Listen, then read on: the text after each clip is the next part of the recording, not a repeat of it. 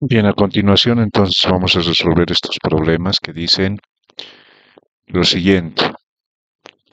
Un objeto se mueve en una trayectoria circular de radio 1,5 metros con un periodo de t igual a 3 segundos. Dice calcular la rapidez lineal p y calcular la velocidad angular omega. Entonces tenemos aquí nuestro círculo o circunferencia. Bueno, son términos matemáticos que luego ustedes van a ver cuál es la diferencia, no es lo mismo. Pero para fines de explicación, el movimiento circular uniforme simplemente estudia el movimiento de la partícula describiendo la forma de un círculo. Este círculo tiene radio 1,5 metros. Aquí tenemos lo siguiente. El periodo que esté igual a 3 segundos y el radio 1,5. Con esos datos tenemos que hallar la rapidez lineal del problema, P. Entonces, la rapidez lineal del problema se encuentra acá. Aquí está la rapidez. Ahí está P. Ya habíamos dicho, es tangencial al movimiento. Si esta esferita, o bueno, este círculo, esta partícula, se mueve con esa velocidad omega, está girando, girando, girando, entonces su velocidad tangencial va a ser v. Y esa velocidad tangencial v simplemente es igual a la división de 2pi r dividido entre t. Ya habíamos visto esta fórmula.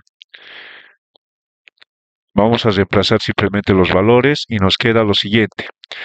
En vez de r colocamos 1,5 y en vez de t el periodo vamos a colocar 3. 3,0 es lo mismo que 3, no importa. Haciendo la división, bueno, tenemos que multiplicar 2 por 1,5, eso queda 3. Dividido entre 3 simplemente nos va a quedar esta respuesta. La velocidad es 3pi sobre 3 o simplemente pi. Pero si llegan hasta ahí, está bien. Siguiente, escribimos la fórmula de la velocidad angular. La velocidad angular se define como 2pi sobre el periodo. Solamente eso, hay que dividir 2pi entre el periodo. Entonces, el periodo es de 3 segundos. Entonces, simplemente vamos a hacer este reemplazo, facilito. A continuación, ¿cuál es la respuesta? 2pi dividido entre 3 simplemente es 2,09 radianes por segundo. Profe, ¿de dónde sale radianes por segundo? Ya habíamos dicho, las unidades de velocidad angular es esta, radianes por segundo. Los segundos obviamente vienen del periodo y los radianes obviamente vienen de este valor de 2pi, que ya habíamos dibujado inclusive el círculo trigonométrico. Bueno, esa es la respuesta. Tenemos ahora a continuación el segundo problema que dice una partícula gira con una frecuencia de 8 Hz. Determinar el periodo. Inciso B. La velocidad angular W. Bueno, ya no vamos a dibujar el problema, solamente vamos a ir directamente a la solución de los mismos. Y dice, el único dato que nos dan es la frecuencia, 8 Hz. ¿Qué significa eso? Que simplemente vamos a acordarnos de la fórmula del periodo en función de la frecuencia. Acá está. La fórmula del periodo en función de la frecuencia simplemente es 1 sobre la frecuencia, es decir, el inverso de la frecuencia es igual al periodo.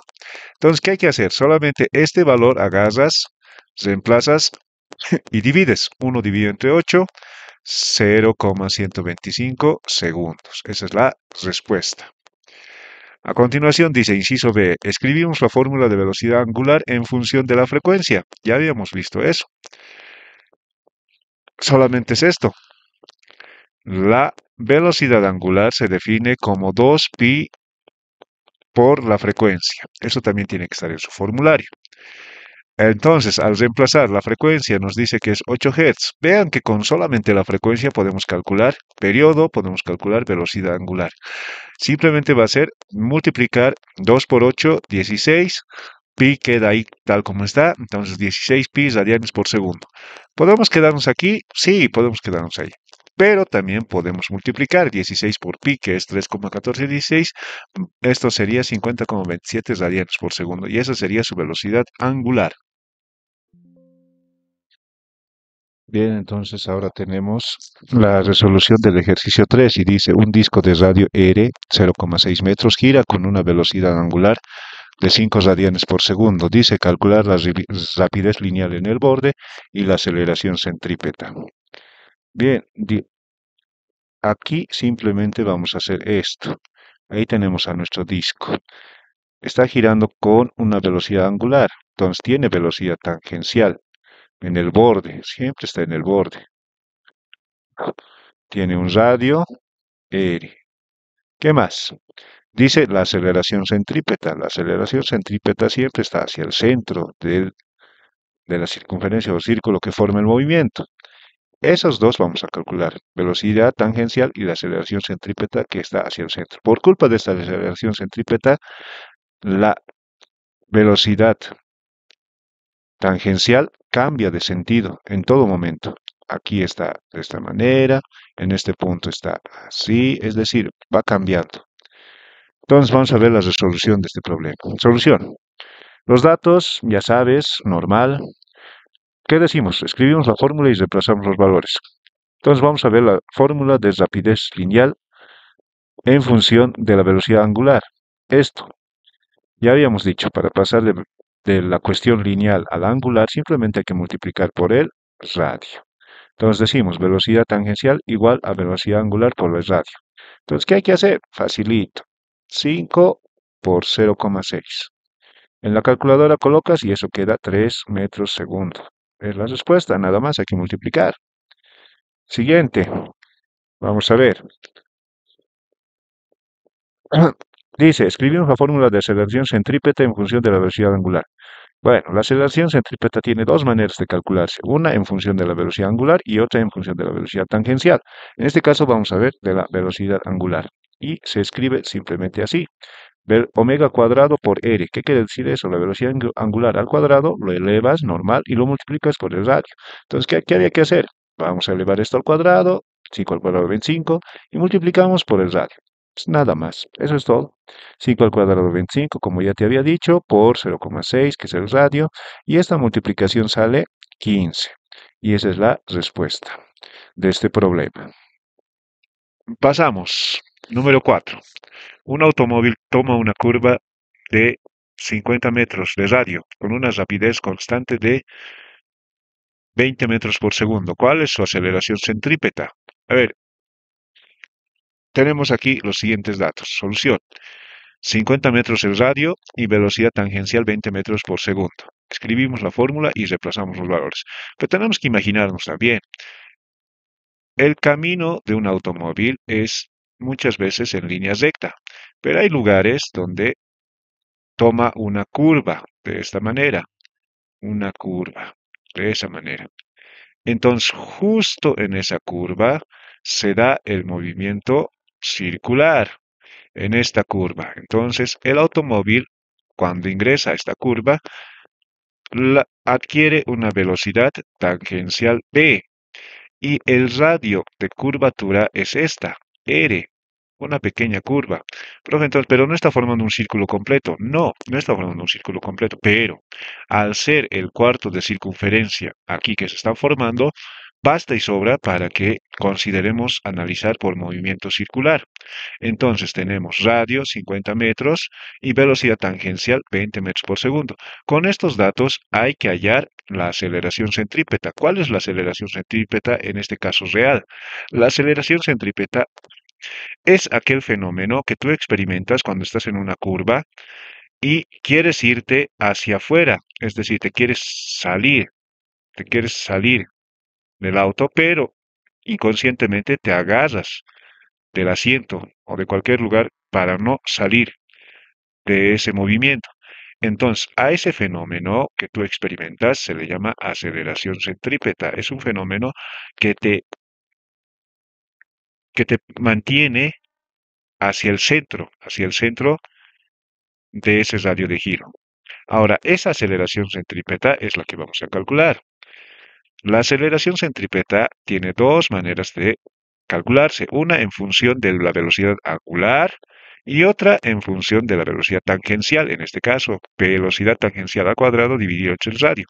Entonces, ¿qué había que hacer? Solamente había que dividir este 20 entre este 50, pero ojo, este 20 primero hay que elevar al cuadrado. 20 al cuadrado es 400, radio es 50 metros. 400 entre 50, 8. 8 metros por segundo al cuadrado es la aceleración centrípeta. Perfecto. Último ejercicio. Un ventilador gira a 1200 RPM. Ya habíamos dicho qué es RPM. Revoluciones por minuto. ¿Qué quiere decir esto?